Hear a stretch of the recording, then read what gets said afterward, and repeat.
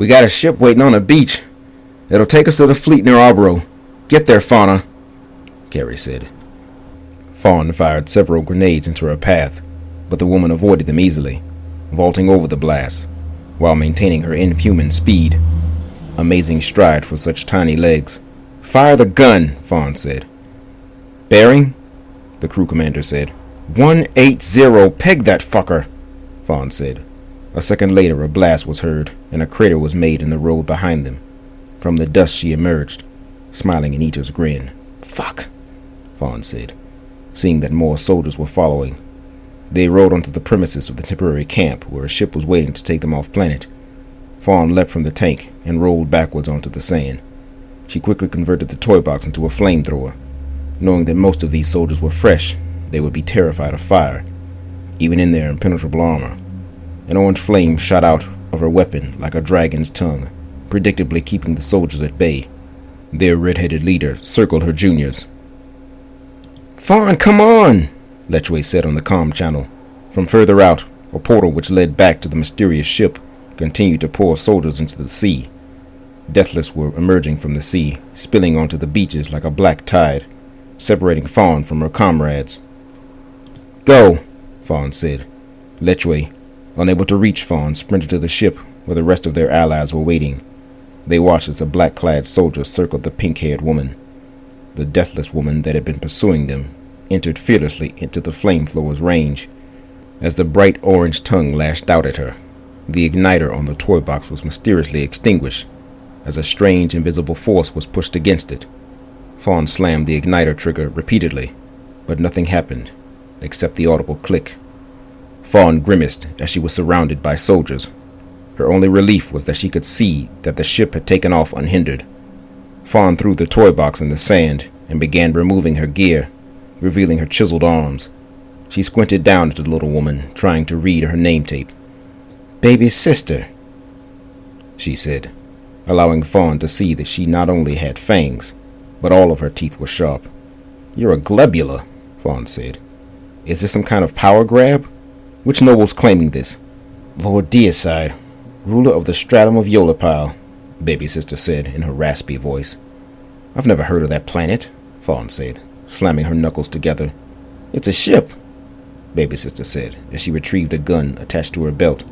She fired it at Fawn's head, leaving a strange mark. The fuck is this? Fawn said. You're a keeper. Kinda cute too, Baby Sister said. What? Girls like you and me do real well in the Deathless, Baby Sister said. Your brick-shaped friend probably wouldn't have made it past the initial screening. The ones with low self-esteem drop out pretty quick. Fuck you, Fawn said, staring intently at the woman, hating every cell in her body.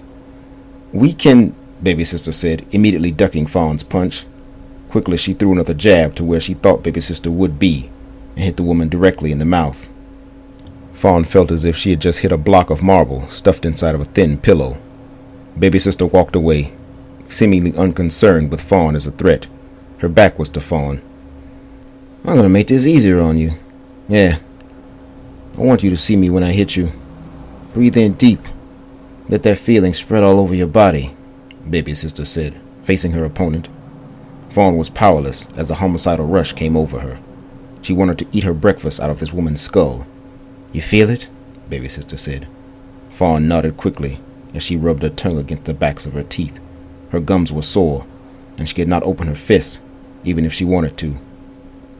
Alright, fuckers, listen up. It's not hate. It's not anger. This is life.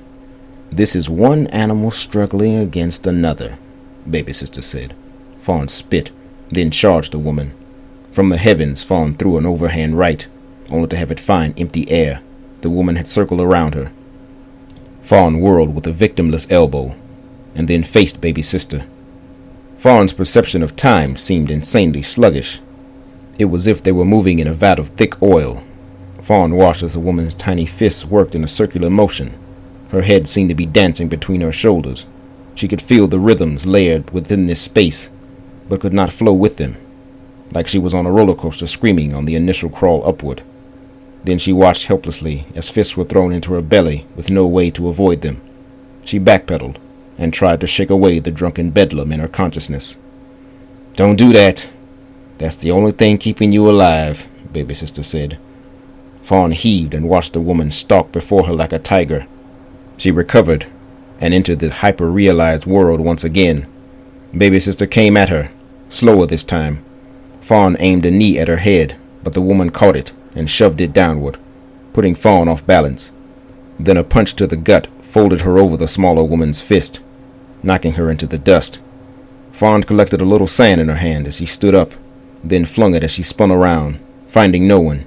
Her eyes set on baby sister again, and Fawn rushed forward as baby sister stepped back and to the left. The last thing Fawn saw was the students' slacked faces as she was hit with a check hook, blindsided by the punch.